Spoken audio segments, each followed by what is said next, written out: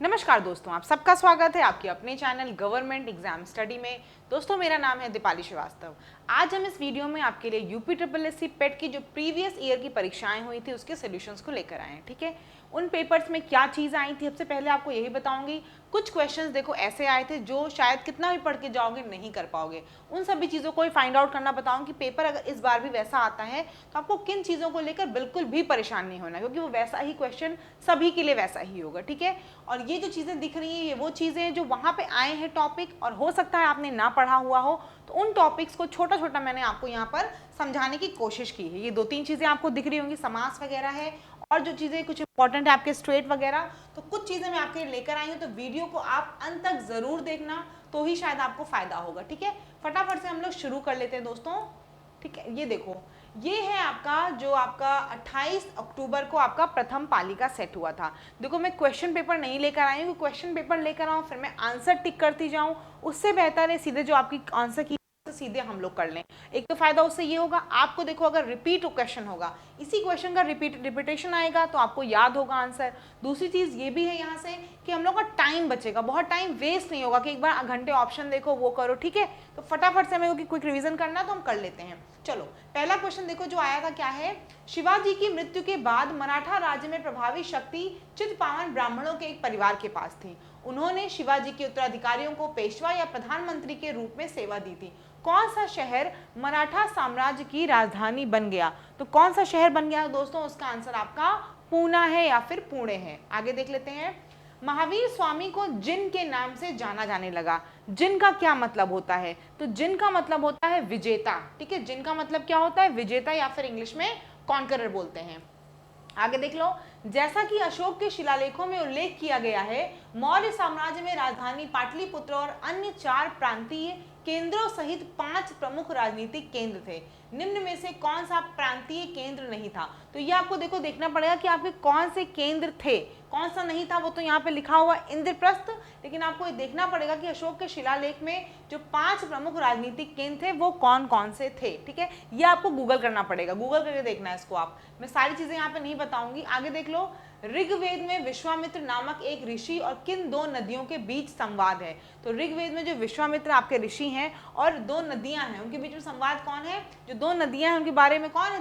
कौन सी 2 नदियां हैं? ब्यास और सतलज, इनके बारे में संवाद है। ठीक है, आगे देख लो, 1722 में आगरा की सूबेदारी सवाई राजा जयसिंह को दी गई। किसकी सूबेदारी दी गई थी? आगरा की सूबेदारी सवाई राजा जयसिंह को दी गई थी। आगे देख लेते हैं इसके बाद।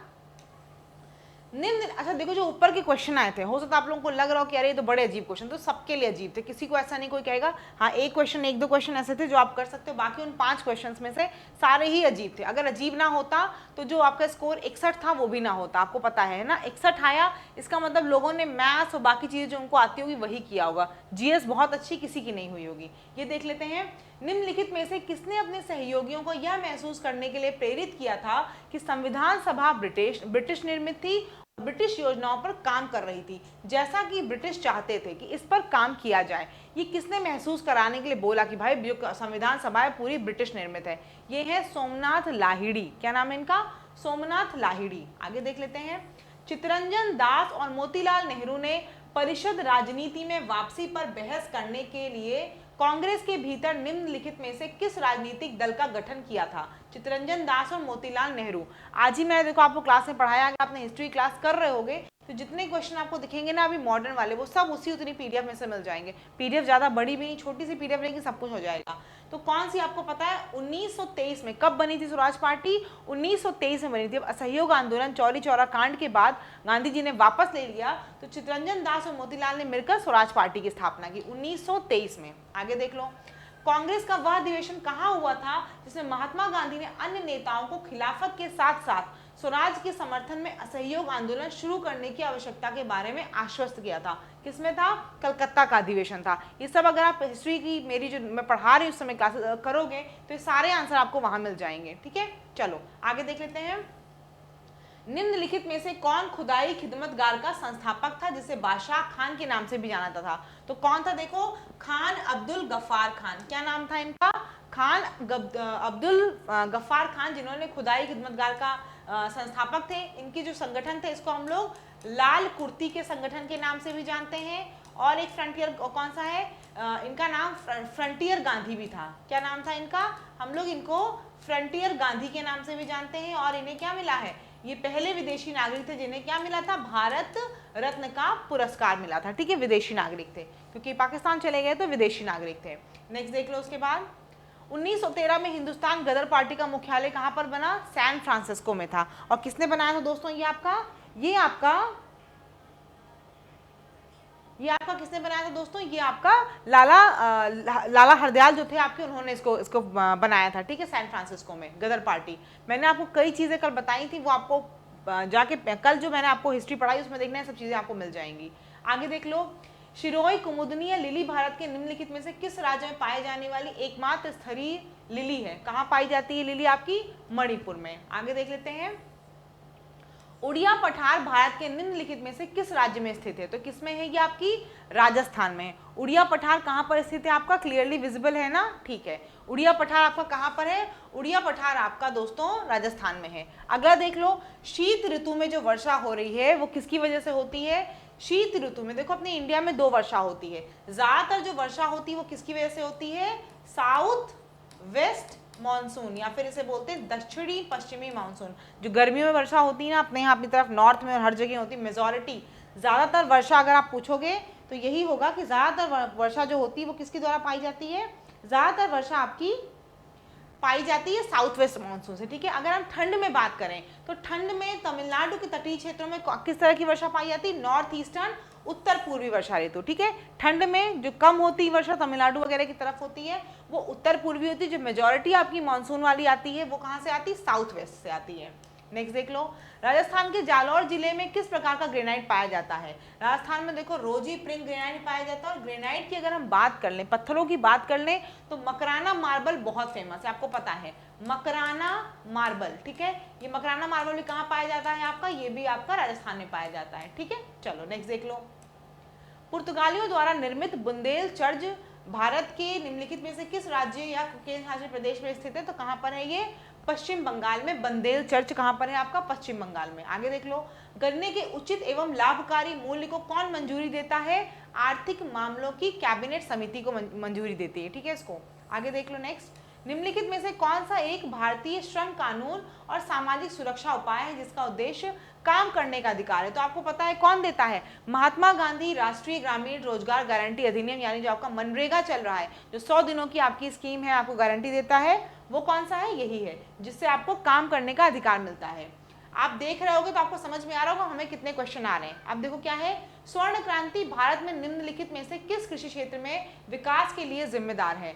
स्वर्ण क्रांति यानी कि गोल्डन रिवोल्यूशन, ये किसके लिए है, बागवानी के लिए या फिर हॉर्टिकल्चर के लिए है। अब देखो आपकी बात आ गई किसकी, बात आ गई है आपकी रिवोल्यूशन की। तो मैं सारे रिवोल्यूशन एक बार आपको फटाफट से पढ़ा देती हूँ, जिससे कोई और रिवोल्यूशन अगर एग्जाम में आए तो आपके गलत ना हो।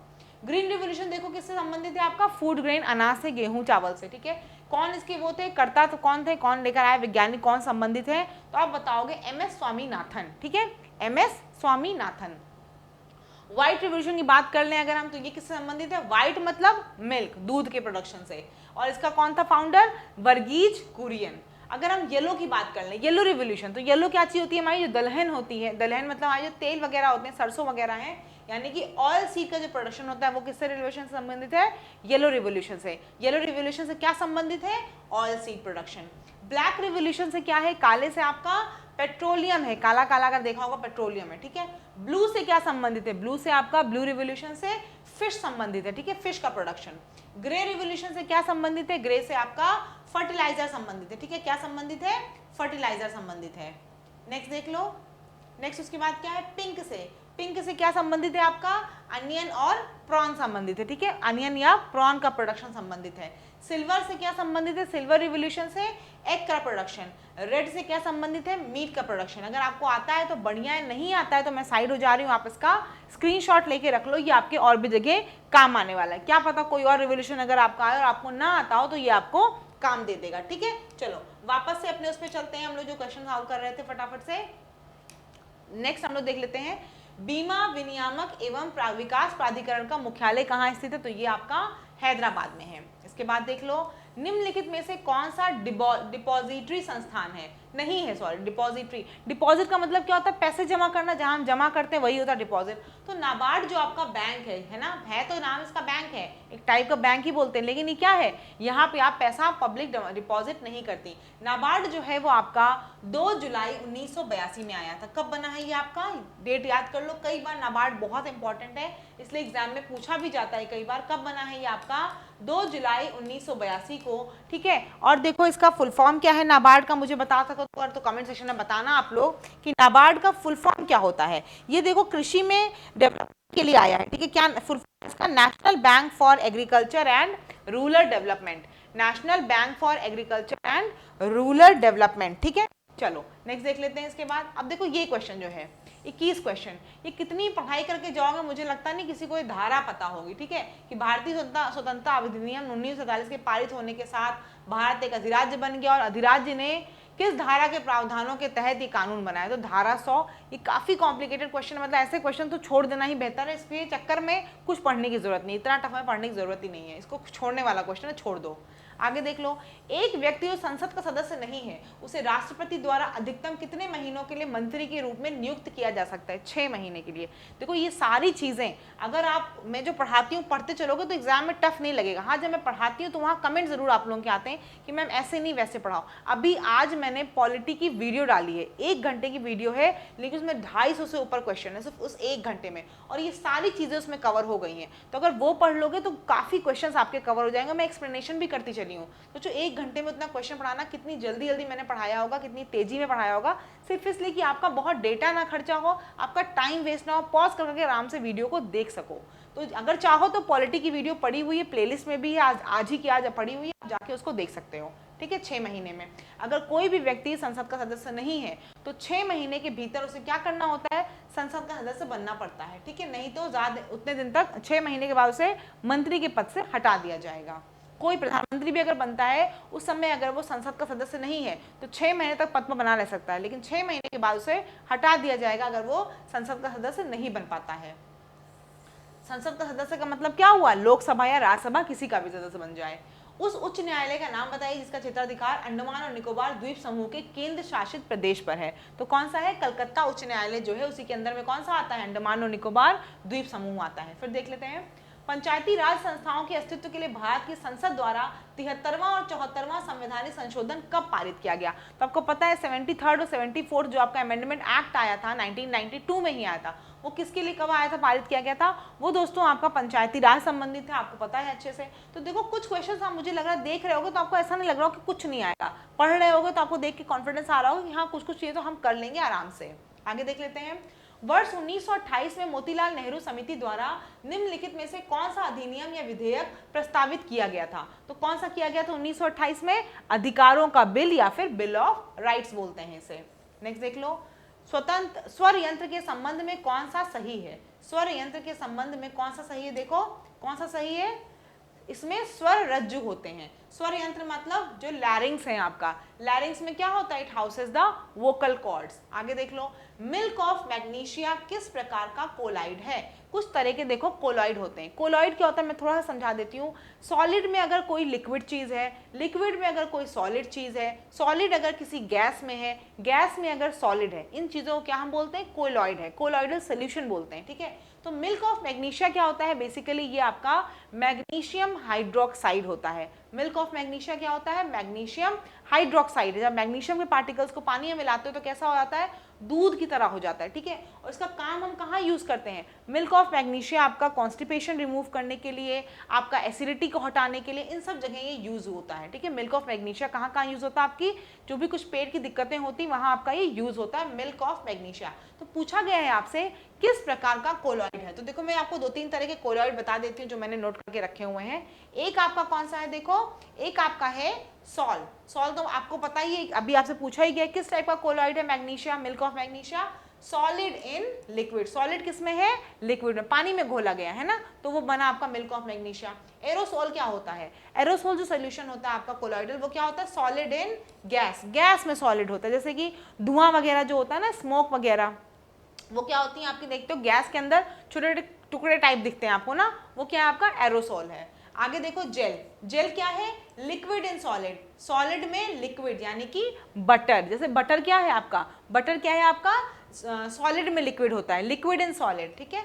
इमल्शन, इमल्शन क्या है, लिक्विड इन लिक्विड, जैसे कि एग्जांपल क्या है इसका, मिल्क, मिल्क किस तरह का कोलॉइड है आपका, इमल्शन टाइप का। ये भी आप स्क्रीनशॉट लेके रख सकते हो, लेकिन जो मैं बातें बोलती हूँ उनको अगर सुन लोगे तो और अच्छे से आपको एग्जाम में समझ में आएंगी चीजें, ठीक है। चलो आगे देख लेते हैं हम लोग फटाफट से, और प्लीज क्लास कैसी लगी जरूर बताया करो, और इससे ज्यादा से ज्यादा लोग देखा करो। आपको पता है मैं सोचती यही हूँ कि आपका टाइम बचे, इसलिए ज्यादा चीजें ले लेकर आती हूँ, और सोचो मैं उसी अपने ऑफिस के साथ चीजों के साथ आपके लिए मेहनत काफी करती हूँ, ये आपको भी पता चलता होगा, है ना, पढ़ाने के लिए चीजें बनानी पड़ती हैं, सब कुछ करना पड़ता है, तो प्लीज थोड़ा सा सपोर्ट किया करो, देखा करो वीडियोस को, एटलीस्ट आप लोग देखते ही नहीं हो, और दोस्तों के साथ शेयर जरूर किया करो, इसे लाइक करो, प्रमोट करो चैनल को, थोड़ा सब्सक्राइब करवाओ, ठीक है, सब्सक्राइब खुद भी करो। आगे देख लेते हैं, निम्नलिखित में से कौन सा कार्बनिक यौगिक मानव शरीर में प्रोटोप्लाज्म को जमा देता है, कौन सा कार्बनिक यौगिक है, मेथेनॉल, क्या नाम है इसका, मेथेनॉल। नेक्स्ट देख लो, निम्नलिखित में से कौन सा आंतरिक सौर मंडल में स्थित एकमात्र बौना ग्रह है, सेरेस। देखो ये आपको क्वेश्चन पेपर तो शायद मैं दे चुकी हूँ, टेलीग्राम पे मैं आपको ये भी पूरा भेज दूंगी, पेपर पूरा भेज दूंगी, ठीक है, टेलीग्राम ग्रुप ज्वाइन कर लेना, वहां ये पूरा पेपर आपको मिल जाएगा।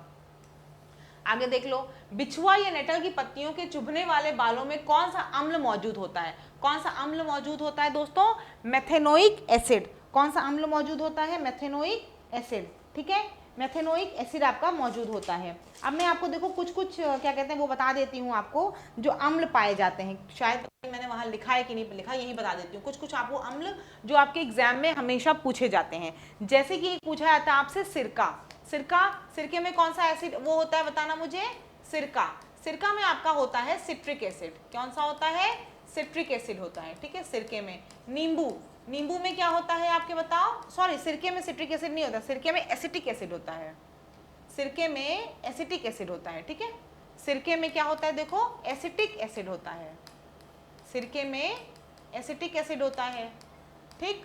टमाटर में क्या होता है, टमाटर में आपका मैलिक एसिड होता है, मैलिक एसिड, ठीक है, और ये किसमें बताया गया, ये तो आपका नेटल की पत्तियों के चुभने वाले बालों में बताया गया है। मैंने आपको कौन कौन सा बता दिया, मैंने सिरका बताया, टमाटर बताया आपको, संतरा या नींबू में सिट्रिक एसिड, तो मैंने सिट्रिक एसिड पहले लिखा था ना, वो संतरा या नींबू में है, खट्टी चीजों में पाया जाता है, संतरा या नींबू में क्या पाया जाता है आपका, सिट्रिक एसिड, ठीक, सिट्रिक एसिड।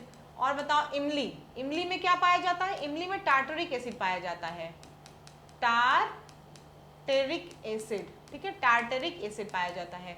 अच्छा, चींटी के डंक में भी पाया जाता है, जो आपकी चींटी होती है ना उसके डंक में भी पाया जाता है, कौन सा पाया जाता है चींटी के डंक में, फॉर्मिक एसिड, फॉर्मिक एसिड, ठीक है।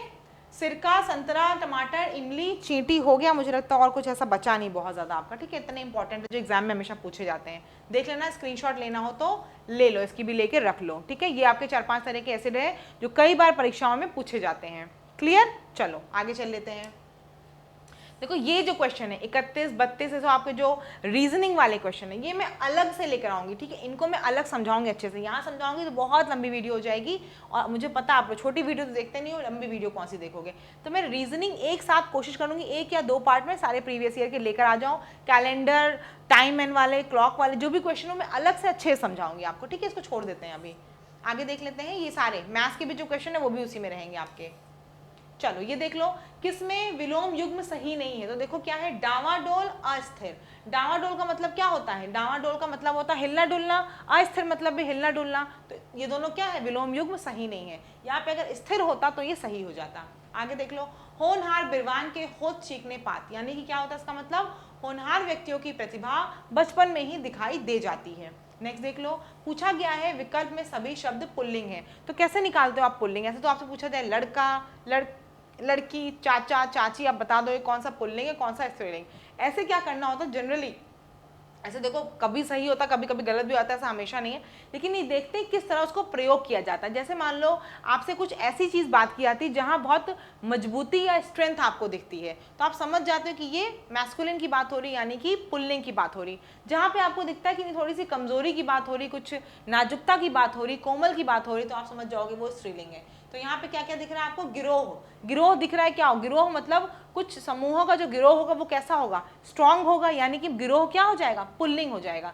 देखो ये कैसी छोटी सी ट्रिक है, ऐसा हमेशा मैं ये कह रही हूँ कि जरूरी नहीं सारा सही हो, लेकिन इससे क्या है कुछ क्वेश्चंस तो देखो सही हो ही सकते हैं आपके। प्राधिकरण, प्लेटफॉर्म, ये क्या है आपका सभी शब्द पुल्लिंग है। आगे देख लो, कौन सा विकल्प में शुद्ध वाक्य है, एक बार देख लेना, ऑप्शन क्या है, मैंने पेपर भेजा हुआ, सोल्यूशन में भेज दूंगी। रमा ने अपने भाई से पुस्तक पढ़ने को कहा, दिख ही रहा है कि सही है। कलम के जादूगर किसे कहा गया है, रामवृक्ष बेनीपुरी को कहा गया है। नेक्स्ट देख लो, आपको यहाँ पे क्या चूज करना है, एंटोनिम, एंटोनिम यानी कि उल्टा चुनना है। He is very fastidious about his choice of food, यहाँ से ही पता चल रहा है फास्टिडियस का मतलब क्या होगा, कि वो बहुत सेलेक्टिव है, कि उसको बहुत परफेक्ट है कि भैया मुझे बस ऐसा ही खाना खाना है, चॉइस ऑफ फूड के लिए बहुत पर्टिकुलर है, बहुत सिलेक्टिव है, बहुत परफेक्ट है। तो जो परफेक्ट इंसान होगा उसका उल्टा क्या होगा, केयरलेस, कोई फर्क ना पड़ने वाला, ठीक है, ऑपोजिट।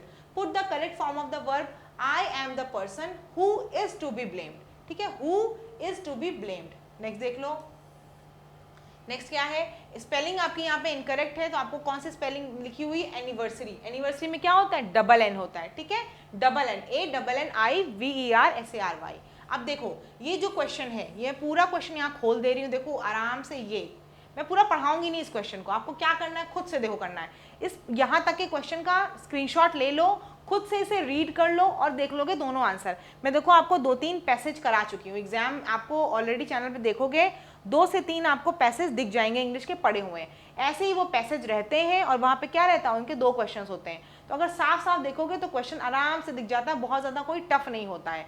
तो बस इनको देख लेना, खुद ही से पढ़ना और खुद से करने की इनको कोशिश कर लेना, मैं पूरा रीड करूँ फिर आपको बताऊँ, उससे कोई फायदा नहीं होना है, ठीक है, खुद से इसको कर लेना, आप आराम से हो जाएगा, बिल्कुल भी टफ। देखो इंग्लिश का पैसेज बार बार बोल रही हूँ, इंग्लिश के 5 नंबर के लिए 2 से 3 नंबर तो आप सिर्फ पैसेज अगर पढ़ लिए, मैं साइड रहती हूँ, पैसेज भी अगर पढ़ के आप कर लोगे, या इस समय वीडियो को खुद ही पॉज कर लो, पढ़ते वक्त वीडियो को पॉज करो, पूरा आराम से देखो, खुद से आंसर देखो आ रहा है कि नहीं आ रहा है, क्लियर, चलो आगे चलें, ठीक है। देखो मैं आपका टाइम वेस्ट नहीं करना थी, मैं चाहती जो करो आप प्रैक्टिस करो, मैं पूरा रीड करूँ, मैं आपको समझा दूँ, ये आप कर सकते हो, क्योंकि ये 3 नंबर आपको ऐसे ही लेकर आने हैं, 2 से 3 नंबर इंग्लिश में ऐसे ही आसानी से आएंगे, पैसेज आएगा आपको आसानी से उसको पढ़ के करना होगा, तो उसके लिए आपको खुद ही प्रैक्टिस करनी पड़ेगी, इसीलिए मैं साइड हो गई, खुद से पढ़ो, आंसर देखो, फिर आगे वीडियो बढ़ाओ, ठीक है, वीडियो के बीच में आपको पॉज करना है।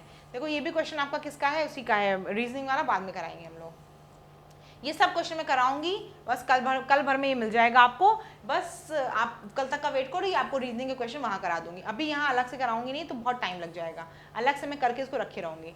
अब ये देखो सारे आपके किसके क्वेश्चन आ गए, 51 से आपके करंट अफेयर्स के क्वेश्चन आ गए, तो इनको भी मैं पढ़ाने की कोई जरूरत नहीं, क्योंकि उस समय का करंट अफेयर्स था आपका 2023 का, ठीक, चलो देख लेते हैं कहाँ तक इनका अभी करंट अफेयर चल रहा है। चलो यहाँ तक हो गया, यहाँ पर देखो आ गया आपका मेनम वन्यजीव अभ्यारण्य भारत के किस राज्य में स्थित है, मेनम वन्यजीव अभ्यारण्य आपका सिक्किम में है। आगे देख लो, तेलंगाना राज्य के पालमपेट गांव में स्थित रामप्पा मंदिर, जिसे वर्ष 2021 में यूनेस्को का भी घोषित किया गया था, उसका निर्माण निम्नलिखित में से किस राजवंश के शासनकाल के दौरान किया गया था, तो किसके दौरान किया गया था, काकतीय के दौरान, ठीक है, काकतीय राजवंश के काकतीय राजवंश के दौरान किया गया था। आगे देख लो, भारतीय संघ के प्रधानमंत्री और अन्य मंत्रियों की नियुक्ति भारत के संविधान के किस आर्टिकल के तहत की जाती है, आर्टिकल 75 के तहत की जाती है। ये सारी चीजें आज पॉलिटी की 1 घंटे की वीडियो है, बिना टाइम वेस्ट किए हुए 1 घंटे की वो वीडियो देख लो शांति से, 250 से ऊपर क्वेश्चन है, बहुत बेहतरीन लगेगा, आप खुद बोलोगे कि हाँ बहुत अच्छी है। पढ़ते नहीं हो, बस दिक्कत ये है सारे कंटेंट आपको फ्री प्रोवाइड किया था मगर आप लोग पढ़ते नहीं हो, PDF भी आपको हर चीज की दे दी जा रही है, फिर भी आप लोग नहीं कर रहे हो, ठीक है। आगे देख लो, कुथु भारत के निम्नलिखित में से किस राज्य या केंद्र शासित प्रदेश में कुथम बलम मंदिर में प्रदर्शित एक सामाजिक धार्मिक कला है, कहां पर है ये, केरल में, ठीक है, किस राज्य में प्रदर्शित है धार्मिक कला, केरल की है। नेक्स्ट देख लेते हैं, केंद्रीय भारतीय भाषा संस्थान का मुख्यालय कहाँ है, central institute of Indian languages कहाँ पर है, मैसूर कर्नाटक में। देखो ये सारी चीज़ों की मैंने ऑलरेडी आपको PDF दे रखी है, इन सभी चीज़ों की, ये संस्थान वगैरह वाले, ऑर्गेनाइजेशन वगैरह वाले, जिस किसी को और PDF चाहिए तो इस नंबर पे वो व्हाट्सएप कर सकता है, 8957215956, इस नंबर पे आप व्हाट्सएप करके पता कर सकते हो, ठीक है। चलो नेक्स्ट देख लेते हैं, रासायनिक हथियारों का निषेध संगठन OPCW में कितने सदस्य राष्ट्र हैं, 193, 193। निम्नलिखित में से कौन मालदीव की आधिकारिक भाषा है, कौन सी है, दिवेही जो है मालदीव की आधिकारिक भाषा है। पुला किस देश की राष्ट्रीय मुद्रा है, बोत्सवाना की, किसकी है, बोत्सवाना की राष्ट्रीय मुद्रा पुला है। फिर देख लो, पेरुंगदाई कोंगुवेलिर द्वारा लिखित महाकाव्य कृति है, यह भारत के किस साहित्य से संबंधित है? तो पेरुंगदाई कोंगुवेलिर देखोगे ऑप्शन में जब वहां, तो आपको समझ में आता है कि हाँ तमिल के अलावा ऐसा काव्य कोई और नहीं लिख पाए, क्योंकि अजीब सा नाम ही, तो नाम आपको देख के समझ में आ जाता है, तो ये तमिल साहित्य है, ठीक है। बाकी ये याद पता किसी को भी नहीं होगा, सब ऐसे ही मारे थे कि अच्छा ऐसा नाम दिख रहा है, चलो तमिल साहित्य होगा। आगे देख लो, भारत सरकार द्वारा वर्ष 1967 में किस वीरता पुरस्कार का नाम बदलकर शौर्य चक्र कर दिया गया?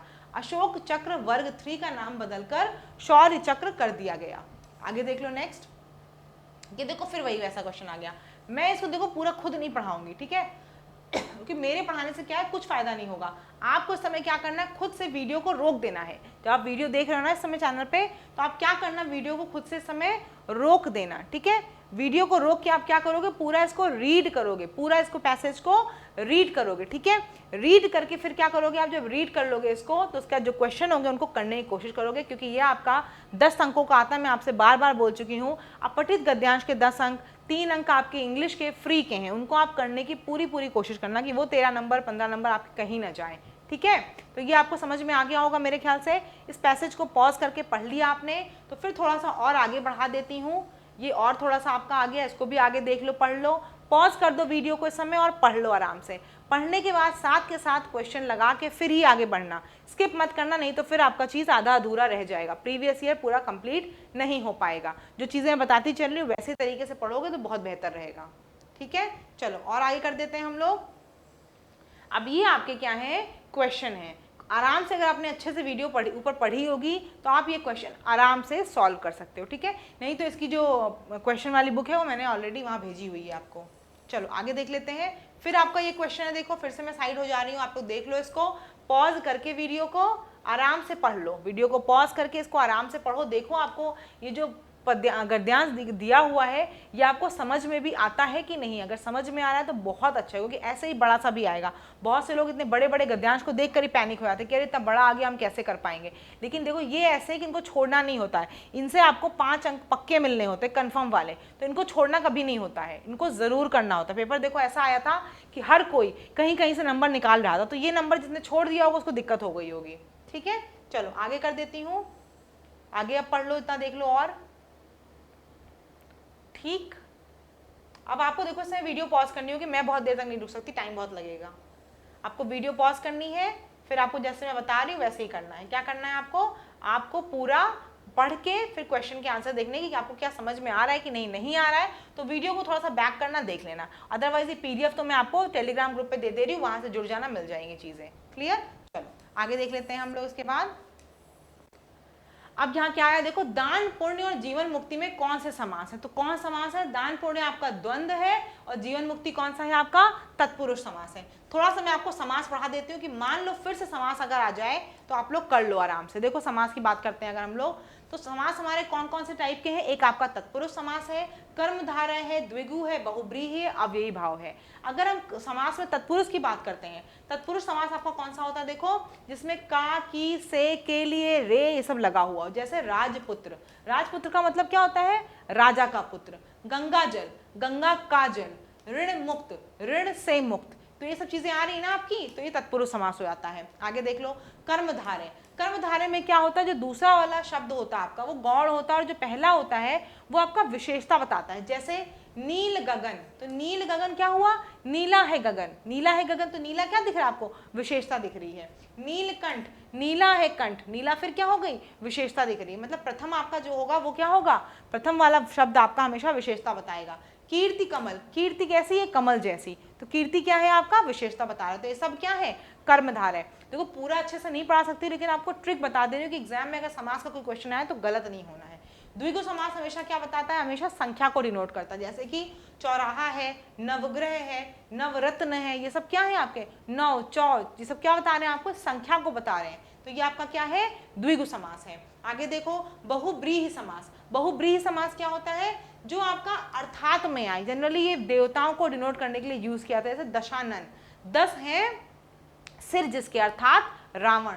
लंबोदर, लंबा है उदर जिसका अर्थात गणेश जी, ठीक है। अव्ययी भाव समास क्या होता है, जहां पर प्रथम जो आपका ये शब्द हो वो क्या हो, आपका अव्यय हो, जैसे यथाशक्ति, यथासंभव, प्रतिदिन, प्रतिकूल, ये सब क्या है, आपके अव्यय हैं। ठीक है, तो ये क्या होता है, आपका अव्ययी भाव समास होता है। क्लियर है, सब कुछ अच्छे समझ में आ रहा है ना, ये यहाँ तक है। उसका देखो, खानदानी भिखारी कैसे होते हैं, जिनकी भीख मांगने की जगह पुश्तैनी है और पीढ़ियों से निश्चित है। तो यहाँ तक आपका क्या हो गया दोस्तों, ये आपका आज का पूरा प्रीवियस ईयर का एक पेपर हो गया है। इसके बाद क्या है, आपका ग्राफ का क्वेश्चन है। तो ग्राफ का देखो जो क्वेश्चन है, ये जो क्वेश्चन दिख रहे हैं आपको सारे, इन सब में क्या है, एडिशन वगैरह पूरा करना है, बाकायदा दिखाना है। तो मैं ये 20 क्वेश्चन भी आपके अलग क्लास में लेकर आऊँगी, इसी में लेकर आऊँगी। क्लास भी बहुत लंबी होगी और आप लोग देखोगे कि नहीं, इसकी मुझे कोई गारंटी नहीं है, तो मैं इसको अलग क्लास में लेकर आऊँगी। हाँ, अगर आप ये चाहते हो कि नहीं मैम जो ये क्लास लाई है उसे पूरा पढ़ाइए और हम पूरा देखेंगे, अगर आप इसकी गारंटी देते हो मुझे, तो कमेंट सेक्शन में बताना। तो मैं अगली बार जो वीडियो आपकी लाऊंगी प्रैक्टिस सेट 2 की, अभी